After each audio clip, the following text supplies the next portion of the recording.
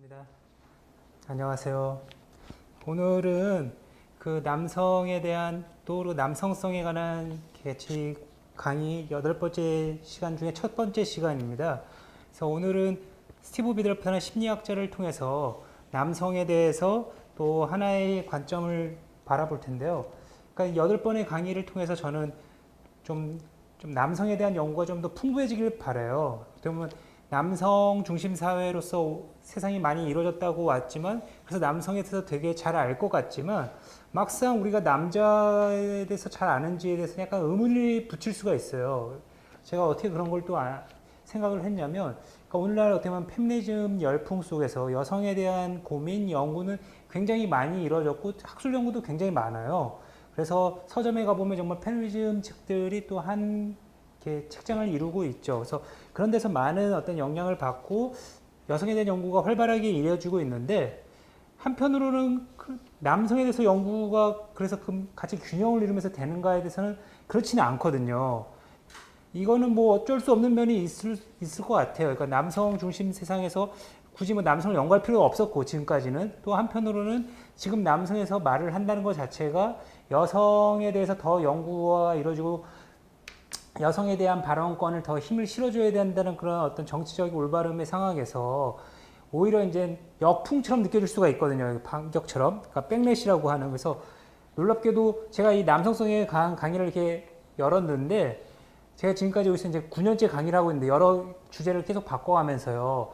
처음으로 이제 싫어요가 더 많은 그런 걸 처음 봤어요, 저도. 그러니까 보통 뭐 이렇게 좋아요를 누르지도 않고 뭐 그냥 지나갈 수 있는 건데, 어떻게 보면 굳이 찾아와서 어쩌면 싫어요를 누르는 어떤 그런 여성 또는 어떤 사람들이 있는데, 저는 이제 그런 감정들이 한국 사회에 굉장히 이제 많이 깔려 있을 거라고 보고, 이것이 뭐 누적되어 온 현상이니까 어떤 면에서는 뭐 전혀 부당하다고 할 수는 없겠죠. 이렇게 여성들 상황에서 어떤 피해 의식이 있을 수 있고 분노가 있는 상황에서 남성에 대해서 굳이 뭐 이런 강의를 할 필요가 있고 들을 필요가 있는가 해서 의아함이 있을 수 있는데, 제가 이제 올해 2달 전에 제가 여성에 대한 책을 냈거든요. 그래서 그 책을 읽고 이제 뭐 많은 사람이 읽진 않았지만 이제 여성들이 읽고 저한테 평을 해주기를, 자신들도 어떤 몰랐던 뭐 그런 점들을 많이 있었다고 뭐 이렇게 알게 됐다고 그런 얘기들이 있더라고요. 그래서 저도 이제 그런 얘기를 들으면서, 그러니까 남성으로서 여성에 대해서도 얘기할 수 있고 또 여성이 여성에 대해서 잘 모를 수가 있듯이, 마찬가지로 제가 또 이제 남성에 대해서 이제 책을 쓰고자 할 때 남성에서 말을 한다면 생각보다 많은 남자들이 잘 모르는 상황인 게 굉장히 많을 테고, 역시도 여성들이 그걸 통해서 더 많이 남자를 알 수 있게 되는, 제가 여성에 대한 책을 쓰면서 그 책을 읽고 남자들이 여자에 대해서 더 많이 알게 되듯이요. 그래서 저는 이제 그런 변화들을 더 일어났으면 좋겠다는 생각을 들어서 이 강의를 계획했어요. 그러니까 오늘날 이제 남성과 여성이 너무나 서로를 약간, 그러니까 이건 아까 말대로 모두가 그렇진 않겠지만 밑에 이제 깔려 있는데, 이렇게 어떤 약간 혐오를 하고 배제하려고 하고 어떤 분노만 갖고 있으면 전혀 뭐 풀리지를 않거든요. 그러니까 그리고 많은 경우 상대에 대한 분노의 원인을 보면, 물론 그 다른 쪽성 이성의 문제일 경우도 많겠지만, 또 한편으로는 그 이성에 대한 무지와 오해 속에서 파생되는 경우도 꽤 많거든요. 그래서 우리가 상대의 성, 이성, 그리고 또 인간에 대해서 좀 더 깊게 이해를 하게 될 경우 분노를 좀 더 효과적으로 쓸 수 되지 않을까. 그냥 이렇게 내 주변을 불바다로 만들고 나를 파멸시키고 세상에 화염병만 던지고 끝나는 식이 아니라, 그 분노가 결국은 지금 어떤 부당하거나 잘못된 상황을 변화시키기 위한 동력이잖아요. 그렇다면 그거를 좀 더 남녀 관계, 여성과 남성의 관계 양상을 변화시킬 때 어떻게 하면 더 효과적으로 쓸 수 있지에 대해서 고민할 수 있지 않을까. 그래서 저는 좀 더 남성에 대한 연구가 더 깊게 이루어져야 된다고 보고, 실제로 베룩스라는 저명한 이제 여성학자도 책을, 그 사람도 이제 남성에 대해서 책도 썼는데 자기가 고백을 하더라고요. 그러니까 자기는 남성에 대해서 잘 모를 뿐더러, 무지할 뿐더러 두려워하고 있다는 것을 고백하기가 너무 힘들었다는 거예요. 그러니까 실제로 여성의 어떤 평등과 세상의 변화를 강하게 외칠 수는 있지만, 그렇다고 해서 이것이 남성에 대한 무지와 이게 꼭 연결될 필요가 없거든요. 남성에서 잘 알면서도 오히려 효과적으로 이제 그런 걸 주장할 수 있는데, 많은 경우 이제 무게중심이 지금 굉장히 쏠려 있는 것 같아요. 그래서 마치 남성에 대해서 연구를 하거나 더 깊게 이해하려고 하면 지금 혹시나 자신이 갖고 있는 어떤 분노가 조금 더 사라질까봐, 또는 뭐 효과적으로 발언하지 못할까봐 또는 한쪽 편을 들어줘야 되는데 괜히 어떤 뭐 상대를 알게 될까봐 이런 뭐 두려움이 있는지 남성에 대한 연구가 여성 그런 학자들 사이에서도 그렇게 잘 이루어지지는 않고 있거든요. 그래서 저는 이제 그런 여성학에 대해서는 저는 이제 몇 번 강의를 했으니까 그리고 저 말고도 더 잘하시는 분들이 많이 있으니까 저는 이제 약간 남성에 대해서 별로 연구들이 없고 이렇게 공부도 하는 사람들이 그렇게 많지 않으니까 어쩌면 저는 한 번은 이렇게 다뤄보고 싶은 마음에 이런 강의를 개설했습니다. 그래서 8번의 시간 동안 조금씩 다 생각이 다르더라고요. 그러니까 남성에 대한 책들도 꽤 많이 있긴 한데 각자 남성 학자들이 그 자신의 관점을 갖고 남자를 연구하는데 그 8개의 관점이 다 다르고 그 색깔마다 뭐 누군가에겐 도움이 될 수 있고 또 누군가에겐 색다른 자극이 될 것 같아요. 그래서 그걸 두루두루 보게 되면 좀 남성에 대해서 더 입체적으로 이해가 되고 남성들은 자신에 대해서 좀 더 깊게 이해하고 여성들도 남성이 몰랐던 어떤 진실을 알게 되지 않을까. 그래서 서로 이렇게 지식이 좀 전제된 상태에서 서로와 관계를 맺고 대화를 하면 이전보다는 좀 더 훨씬 수월하게 풀릴 거라고 조금이나마 저는 기대를 하고 있고 그거에 제가 이바지를 하고자 이런 강의를 열었습니다. 그래서 오늘은 스티브 비덜프라는 이제 호주의 심리학자고 이 사람이 이제 남자의 진실 또는 남자에 대해서 책을 쓰면서 꽤 유명해졌어요. 그러니까 워낙 이제 1953년생이니까 연배는 이제 거의 이제 70을 향해 가는 분인데 이미 예전부터 저는 서구권, 영미권에서는 이런 책으로 해서 좀 많은 남성들에게 나름의 어떤 치유 효과, 뭐 이렇게 어떤 격려 이런 게 좀 있었고 여성들에게는 자신의 사랑하는 남편, 아들 또는 아버지를 좀 이해하는 뭐 그런 계기가 됐다는 뭐 평을 받았는데 그 사람이 자기가 그 좀 자리를 잡을 수 있었던 책 다음으로 이제 두 번째 책을 저는 이제 이번에 갖고 와서 얘기를 할 텐데요. 뭐 이 사람 책을 갖고 구절절 얘기하기보다는 8명의 학자들을 조금 다루면서 어떻게 보면 저도 이제 남성으로서 약간 어떤 비판적으로 좀 다루고 싶어요. 그러니까 뭐 우리가 이들의 책은 뭐 어떤 철학서나 어떤 그런 사회학 책은 아니라서 어렵지는 않거든요. 근데 그들의 얘기를 갖고 와서 이제 우리 한국 또는 이곳에서 우리의 삶에 어떻게 적용을 할 수 있을까, 현재. 그런 걸 같이 얘기해 보고 싶어요. 그래서 이거를 이제 그래서 남성은 자신을 돌아보고 자신의 삶을 좀 변화를 조금이나마 할 수 있거나 뭐 자신을 좀 더 화해할 수 있는 그런 상황이 됐으면 좋겠고, 이제 여성이라면 어차피 여성이 남성과 때려야 뗄 수가 없거든요. 그러니까 페미니즘 갈래 중에서 많은 갈래가 있는데 그 중에서 이제 분단파도 있었거든요. 그러니까 남성이 그냥 관계를 맺는 건 계속 억압이 이루어질 수밖에 없는 상황이니까 남성과의 관계를 끊고 살자 뭐 이런 식의 어떤 극단의 생각이 있는데 뭐 나름의 일리가 있고 어떤 정말 분노가 찬 행동일 수 있겠죠. 하지만 그건 굉장히 유한계급의 행동이거든요. 무슨 말이냐면 일상 속의 대부분 여성들은 자기 가족 형제부터 직장 문화까지 해서 남성과 다 어울리면서 살 수밖에 없는 것인데 어느 정도 돈이 여유가 있고 시간 여유가 있는 사람만이 남성과 거리를 두고 배제를 한 채 자기들만의 여성 공동체를 누릴 수 있거든요. 그래서 어떻게 보면 실생활을 살아가는 여성들에 대한 몰이해를 바탕으로 한 굉장히 관념적인 그런 주장들도 예전 미국의 70년대, 80년대는 나타나기도 했는데, 근데 그럴 경우 이제 굉장히 여성들 안에서 고립이 되죠. 왜냐면 여성들 대부분은 남성에게 불만이 있지만 그 상황에서도 남성과 더 깊게 사랑을 하고 좀 더 이해를 하려고 노력하는 거지, 남성들을 아예 다 없애버리고 싶고 뭐 이렇게 자기 삶에서 쫓아내고 싶은 사람은 별로 없거든요. 남성 역시도 마찬가지예요. 남성들도 지금 뭐 여성에 대한 오랜 세월의 멸시와 폄하를 하지만 남성들도 역시 여성과 더 깊게 사랑을 하고 싶은데 그게 잘 안 되는 상황에서 이렇게 왜곡된 형태로 나타나는 거일 뿐인 거지, 여성과 마찬가지로요.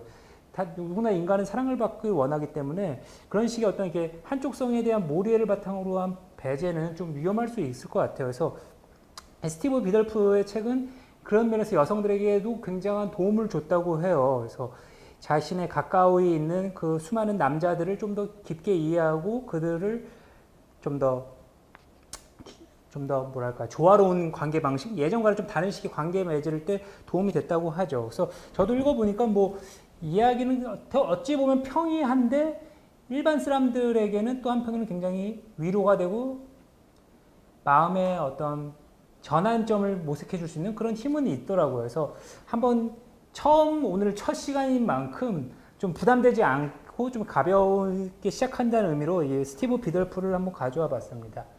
그러면 맨 앞쪽에 대한 내용을 좀 이렇게 다룰 텐데요. 스티브 비덜프가 어떤 남자라면 굉장히 느끼는 상황을 언급을 해요. 무슨 상황이냐면, 이건 아마 여성들도 비슷할 거예요. 여성들도 어느 모임에 갔는데 여자들이 있잖아요. 그러면 거의 본능처럼 0.001초 만에 아주 찰나의 순간에 저 여자가 예쁜지 안 예쁜지, 나이는 어떻게 되는지, 옷차림은 어떤지, 이거를 여성들이 분간을 한다고 하더라고요. 그러니까 이건 거의 본능처럼 작동이 되거든요. 이렇게 아무리 우리가 페미니즘의 영향을 받아서 여성을 외모로 판단하지 말아야지라고 인식을 하더라도 그걸 발설하지 않고 드러내지 않으려고 할 뿐이지 이미 무의식적으로 이게 처리가 되거든요. 근데 이건 남성도 마찬가지예요. 남성도 남자들 무리에 가서 있으면은 저 사람이 운동을 좀 해서 했는지, 또는 키가 큰지 작은지, 체격이 다부진지 아닌지, 뭐 잘생겼는지까지, 뭐 잘생겼는지 아닌지, 뭐 이런 거를 아주 빠른 시간에 판단해요. 그래서 이거는 정말 인간의 어떤 무의식 중에 일어나는 뇌로의 작동인데, 이건 우리가 의식을 갖고 굉장히 노력을 통해서 이걸 하지 않으려고 해도 쉽지만은 않은 문제예요.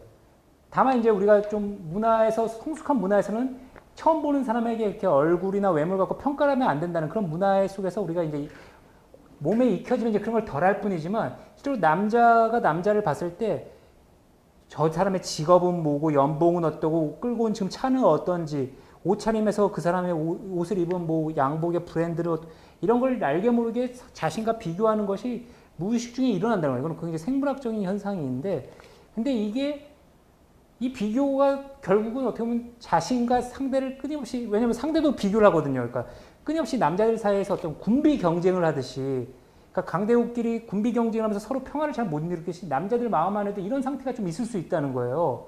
그래서 적이란 게 정말 외부의 저 어떤 나와 다른 덩치 큰 저 남자도 적일 수 있지만, 한편으로는 내 안에서 끊임없이 이렇게 비교하려는, 그리고 상대보다 내가 더 앞서기 원하는 이 마음 자체가 이미 남성 안에 굉장히 강력하게 있고, 이 경쟁심이 남성을 굉장히 좀 불행하게 만들 여지가 있는, 인류사 내내 좀 그런 면이 있는 것 같아요. 그래서 저 역시도 남자다 보니까 그런 게 작동되는 걸 저도 어렸을 때부터 많이 봤는데, 저도 어렸을 때부터 지금까지 저는 이제 농구를 취미 삼아 하는데, 농구하러 이제 가면 길거리 농구장에서 보면 정말 어디서 알 수 없지만 뭐 정말 별의별 사람들이 다 오잖아요. 그래서 같이 해서 이제 농구 시합을 하게 되면 정말 자신도 모르게 어떤 정말 흥분이 되고 호르몬이 막 분비되면서 저 남자의 실력 이런 걸 계속 재고 따지고, 또는 저보다 이제 농구하는 사람들이 보면 이제 키도 큰 사람들도 꽤 많으니까 보면 아닌 척 하려고 하지만 뭔가 위축되는 느낌도 들고 정말 그렇더라고요. 그래서 이런 것들이 우리가 의식으로서 나라는 거를 이렇게 통제하려고 하지만 굉장히 무의식 측면이 굉장히 강하고, 이게 남자 사이의 경쟁이 강렬하게 작동되는구나. 그러다 보니까 저도 이제 학창 시절부터 이제 어떤 남성에 대해서 문제의식을 갖고 이렇게 고민하게 된 거는, 이 군비 경쟁, 그러니까 남자들 사이에 끊임없는 경쟁이 저를 굉장히 불행하게 만든다는 생각이 들어요. 특히 이제 자연스럽게 드는 우리의 그런 희노애락의 감정들을 남자들은 대부분 이제 통제를 하고 억제를 하려고 하거든요. 왜냐하면 지금 당장 그 상대 남자들 사이에서 위에 올라가는 게 중요하고 이기는 게 중요하지, 나 어떤 여린 구석을 위로받고 동정받는 거는 오히려 더 밑으로 처지는 결과를 낳거든요. 그래서 남자들은 굉장히 강한 척을 하려고 하고 자신의 여린 감정을 숨기려고 하고, 그러니까 가면을 쓰게 되는 거죠. 그런 면이 사회생활에서 자연스럽게 일어나는 현상이지만, 남자들은 좀 더 그게 강하게 이루어지는 것 같아요. 그래서 여성들은 조금이라도 자주 울고 자신의 감정을 호소하고 정서적인 안정을 기대하면서 인간관계를 맺으려고 한다면, 남자들은 오히려 그런 거를 요구하는 것 자체가 남자답지 못하다고 느끼니까 요구를 못하고 굉장히 정서적으로 메마른 걸 남자답다고 강하다고 생각하는 경우에 굉장히 파다해요. 이거는 뭐 한국 사회가 이런 게 아니라 이제 인류 사회를 보면, 뭐 저기 남미의 야노마모족도 그렇고, 저기 아프리카의 칼리아리 사막에 사는 따쿵족도 그렇고, 그러니까 남자들이 모인 곳은 저기 남극의 이누이트족도 그렇고, 남자들의 모임에서는 남자들 사이에서 그렇듯이 경쟁이 있고 자신의 감정을 억제하려는 그런 경향이 발달하게 돼 있어요. 거의 본능처럼요. 그래서 많은 남자들이 굉장히 자신과 약간의 거리를 둔 채 이격된 삶을 살지 않나, 이런 저는 생각이 들고, 근데 이것이 오늘날 이제 현대 자유화 시대에 맞춰서 자신의 감정을 되살리려는 운동, 그동안 희생했다. 남자들이 아버지가 너무 희생했고 남자들로서 너무 자신을 억압하며 살았다. 이거를 복원하자. 이런 운동들도 이제 서구 사회에서 일어나는데 한편으로는 굉장히 뭐 긍정적인 효과가 있을 수 있는 운동이라고 저는 생각을 해요. 하지만 또 한편으로는 이 감정 억제를 약간의 좀 억누르는 게 그렇게 아주 나쁘기만 한 것도 아니거든요. 무슨 말이냐면 어떤 고등 종교, 뭐 불교가 됐든 뭐 기독교가 됐든 우리 인간의 어떤 그런 감정만을 막 지배당하지 말고 어떤 거기서 초연함을 요구하는 그런 모습들이 있잖아요. 그러니까 어떤 인간이 또 성장하는 과정에서는 나의 감정을 소중히 여기는 줄도 아는 거, 이 감정이 왜 일어나는지도 이해하는 이해와 동시에 이 감정이 어린애처럼 또 휩쓸리지 않는 것도 한면의 성장이기도 하거든요. 그래서 이 두 가지를 다 볼 줄 알아야지 좀 성장하는 게 아닌가 싶어요. 그러니까 지금까지 또 너무 남자들이 자신의 감정을 억누른 채 살아왔기 때문에, 메말라 왔기 때문에 그 황폐화된 삶에서 약간 좀 벗어나서 자신의 감정을 인정하고, 그래서 눈물이 나면 또 눈물도 흘릴 줄 알고, 그러니까 남자들이 보면 감정이라는 것이 거의 분노로 하나로 환원되거든요. 그러니까 뭐 어떤 상황이든 막 욱하면서 분노를 터뜨리는데 그런 식의 단순하는 게 아니라 다양한 자신의 감정, 두려움이 있으면 두려움이 있다고 하고, 슬프면 슬프고, 우울하면 우울함을 인정하고, 이런 감정의 총천연색을 인정하고 받아들이는 것과 동시에 한편 남성의 강점이라고도 불리우는 어떤 그 감정을 휩쓸리는 게 아니라 그걸 약간 어느 정도는 조절하려고 하는, 통제하려고 하는, 이것도 남성성으로서 굉장히 좋은 점일 수 있다는 평가를 저는 하고 싶어요. 그러니까 무조건 남성의 어떤 그런 감정 억제가 다 잘못된 게 아니라 인류 사례에서 봤을 땐 그런 감정 억제가 한편에 남성을 더 강하게 했고, 또는 남성이 자신의 일을 더 추진하고 몰두할 수 있는 힘이 되었다는 그런 장점도 있기 때문이지, 너무 나쁘기만 한데 그게 계속 유지될 리는 없거든요. 그러니까 세상엔 다 빛과 그늘이 있듯이 지금 그늘을 아직 알려지지 않았으니까 그늘을 잘 보되 그 빛마저 다 감출 수는 없다는 거죠. 그래서 남성의 어떤 감정을 억제하는 것을 이유를 좀 이해하고 각자 개인의 삶에 한번 적용하면 좋을 것 같아요. 그래서 어떤 남성분들은 정말 감정이 억압된 분들이 굉장히 많아요. 그래서 저도 강의를 가다 보면 정말 이게 좀 남성들 집단에 가서 강의를 할 때랑 좀 여성들이 좀 많은 집단에서 강의를 할 때랑 굉장히 반응이 완전 달라요. 그래서 자신의 그런 감정을 거의 이렇게 차단한 채 살아가는 사람이 행복하긴 되게 쉽지는 않죠. 그래서 이런 거는 정말 남성 문화의 하나의 한 양상으로서 좀 문제의식을 갖고 우리가 좀 그 해결까지는 아니더라도 고민하면서 좀 변화를 해볼 필요가 있는데, 그렇다고 이제 감정을 억제하는 게 무조건 잘못된 것만 아니라는 걸 한번 생각을 해보자는 거죠.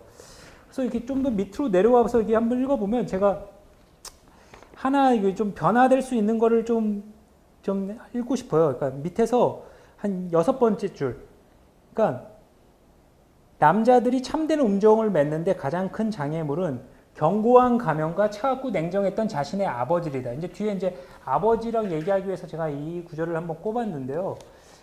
그러니까 정말 이 인류사 내내 좀 약간 부드러운 아버지들도 있었을 것 같아요. 있었겠죠. 근데 생각보다 소수였고, 많은 남자들이 기억하는 아버지는 자기의 아버지들이 그랬듯이, 아버지들의 아버지들이 늘 그래 왔듯이 굉장히 무뚝뚝하고 부엌에 잘 안 들어가고, 왜 바깥에서 일을 열심히 해서 돈을 벌어오는 게 마치 아버지다움 또는 자식들을 사랑하는 모습이라 생각하면서 애정 표현을 잘 안 했던 그런 사람들이었을 확률이 크고, 그러다 보니 많은 아들들이 자기 아버지, 그런 아버지 밑에서 또 비슷한 아버지가 되어가는 이런 약간의 비극이 반복됐거든요. 그래서 이제 이 구절을 또 읽으니까 생각나는 게 엘튼 존이라고 또 유명한 락 가수가 있잖아요.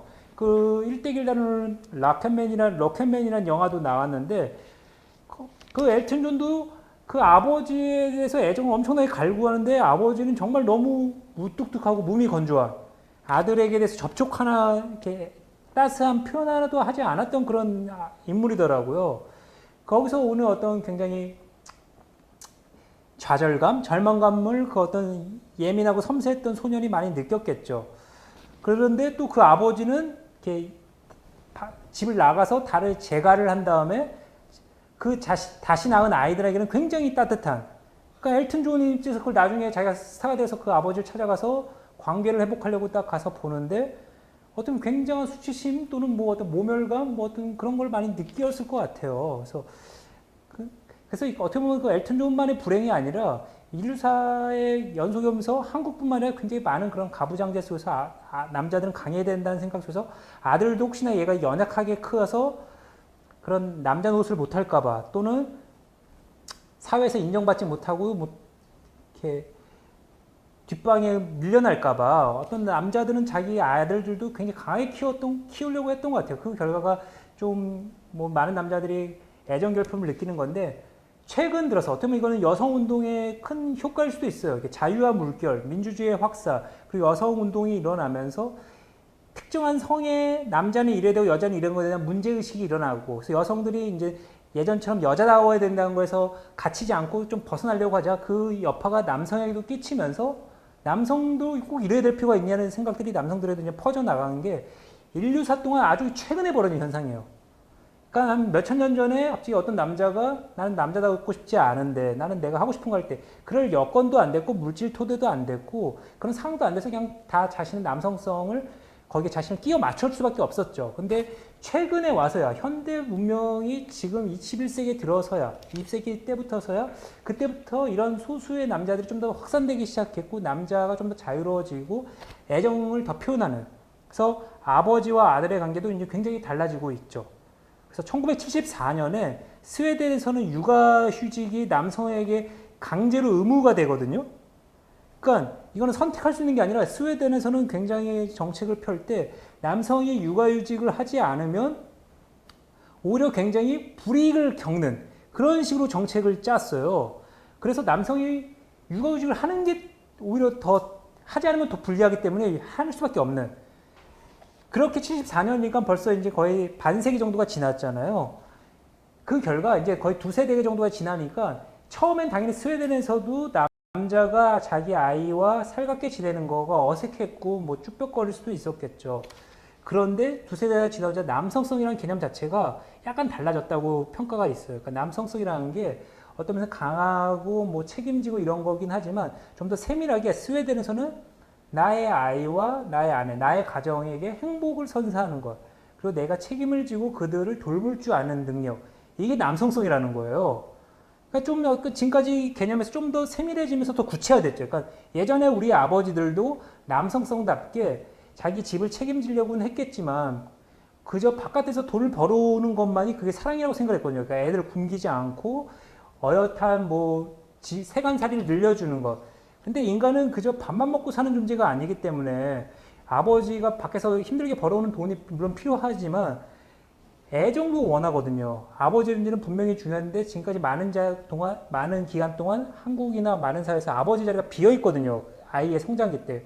그러다 나중에 아이가 다 크고 나서 아버지는 이제 사회에서 약간의 이제 이선으로 물러난 다음에 좀 시간이 생기고 나서 이제 자식들과 이제 친하게 지내려고 하시면 성장기 때 그렇게 띄워줬다고 감정이 이렇게 멀어진 사람, 남자와 아버지라고는 하지만 친하게 지낼 수가 없겠죠. 그래서 많은 가정에서 이제 아버지와 자식들 사이에 불협화음이 들리고 또는 이제 아버지가 없다 보니까 어머니가 너무 이렇게 자식과 너무 붙어 있다 보니까 자식들에게는 딸이나 아들이나 어머니 하면 갑자기 막 눈물부터 쏟거나 갑자기 너무 애증이 이렇게 감정이 쾌적하지가 않은 물론 가정 사이에 감정이 쾌적하기는 어려운 일이지만 그러면 너무 약간 좀 병적으로까지 막 이렇게 되는 상황들이 굉장히 많더라고요. 그래서 아버지가 그 가정에서 할 일이 많이 있었는데 그것이 없었을 경우 이런 좀 부작용들이 나타나고 한국은 뭐 시홀드라고 해서 이제 자기 아들을 독립한 걸 바라보지 못하는 그런 어머니도 굉장히 많이 발생하고요.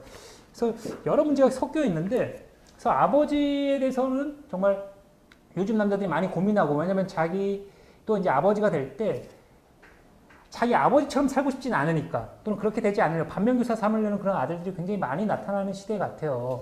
앞시대 분들은 자기 아버지에 대해서 약간 싫은 감정은 있었겠지만 살다 보면 자기도 모르게 그런 아버지처럼 되어버렸는데 요즘은 이제 좀 그러지 않으려고 하는 남자들이 굉장히 나타났고 스웨덴에서처럼 이제 한국에서도 그런 아이의 성장기에 옆에 있어주려는 남자들이 굉장히 많이 나타났고 정말 앞시대는 정말 보기 쉽지 않았는데 요즘에는 유모차 끌고 아이를 안거나 자기가 포대기에 아이를 이렇게 안고 가는 젊은 남자들이 굉장히 많이 늘어났어요. 그래서 아이와 함께 보내는 아빠들, 그들 밑에서 자라는 아이들은 좀 더 뭐 앞시대랑 비교했을 때 뭐 장단이 있겠지만 좋은 점이 많이 있지 않을까 저는 이런 기대를 갖고 있고요. 그래서 젊은 남성들과 앞시대 남성들 사이에서 약간 간극이 이제 있다.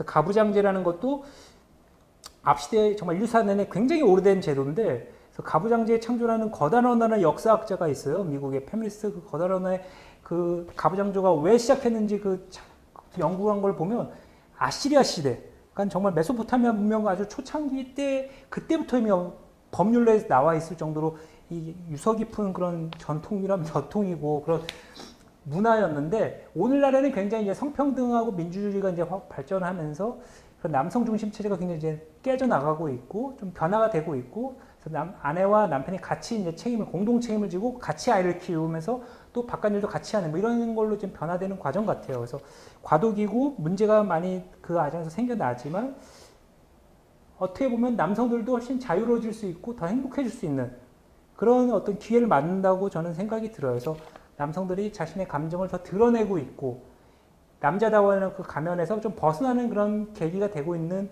그런 상황이라고 말씀드리고 싶네요. 그 결과는, 그거는 저를 봐도 그래요. 저도 이제 학창 시절을 돌이켜 봤을 때는 정말 잘 안 웃었거든요. 어떻게 보면 그런 특히 이제 저는 이제 그런 남녀 분반이 아니죠. 이게 벼락. 이게 분리돼서 학교가 되는 거에 대해서 좀 약간 문제의식이 있거든요. 그러니까 저는 남자 고등학교를 다녀서 그런지 몰라도 근데 제 주변에 그 제가 다닌 지역엔 거의 남자 고등학교, 여자 고등학교에 나뉘어 있었어요. 공학은 딱 두 군데 있었는데 그 공학마저도 이제 들어보면 이제 분반을 한다고 하더라고요. 그래서 성장기 때 이렇게 남성과 여성이 분리된 채 자라는 과정에서 나중에 성인이 됐을 때 이성에 대해서 이렇게 건강하게 바라볼 수 있을까? 그러니까 이성에 대한 친구가 그렇게 많지 않은 사람들이 누군가 이렇게 한 이성을 인간으로서 대우하면서 같이 깊게 교우할 수 있을까? 성장기 때 그런 경험들이 다 제거된 사람들이, 생략된 사람들이. 이것을 저는 약간 문제의식이 있어요. 저도 남자고등학교 다니면서 느낀 거는 뭐 기억도 가물가물하고 뭐 이렇게 별 기억도 없는데 정말 남자애들이 참 많고 그 안에서 알게 모르게 정말 서열 다툼이라고 할 수 있는 그런 게 정말 본능처럼 이루어지고 그건 어느 학교나 다 벌어지는 일이죠. 그래서 또 여성이 없다 보니까 훨씬 더 좀 약간 폭력성이 좀 더 나오는 좀 순혈되는 여자 학교들만의 특징 좋은 점도 많이 있다는 그런 여학교 연구들도 많이 있는데 뭐 남학교에도 장점들도 있겠지만 좀 단점도 많이 있고 그러다 갑자기 공학이 됐을 때 잘 지낼 수 있을까? 저 역시도 연수가 남자고등학교를 지나고 나니까 뭐 사춘기 때 꼭 남자고등학교 때문은 아닐 수 있지만 감정이라는 것이 굉장히 억제된 채 남자다움에 굉장히 갇혀 있었던 상태였어요. 그러다가 시간이 좀 20대 초반 지나고 한참 전이긴 하지만 좀 이런 거에 저는 좀 문제의식을 갖고 한번 깨나가는 그런 과정을 겪고 나니까 좀 이제 얼굴이 좀 펴지더라고요. 그러니까 그동안 얼굴 근육이 좀 인상을 쓰고 누가 나를 해를 가할까 또는 뭐 싸움이 일어나면 바로 반응해야 될 것 같은 그런 어떤 전투 준비 태세 상태라고 할까요? 뭐 그런 상태에 있던 남자였는데 그럼 굉장히 불행하죠. 근데 저를 돌아봐도 그렇지만 많은 남자들이 그렇게 살아간다는 거예요. 언제나 좀 전투 준비를 할 것 같고 누가 건드리기만 하면 바로 싸우려고 하거나 상대를 계속 겨루면서 가늠하려고 하면서 비교하는 이거에 강박처럼 갖고 있는데 저는 그걸 좀 깨고 나니까 그래서 영어식 표현으로 이제 맨박스라고 하거든요. 그러니까 남자다움에 갇혀있는 그런 남자들이 굉장히 많은데 저는 맨박스요. 맨하고 박스, 상자. 그런 책도 있는데 책은 뭐 그 별 내용은 없지만 아무튼 그런 남자다움이 갇혀있는 남자들이 굉장히 많아요. 그래서 그걸 좀 깨는 과정이 이 시대에 일어날 수가 있고 얼마든지 그런 게 가능한 시대 같아요. 그래서 그런 남자들이 늘어나고 있다고 저는 봅니다.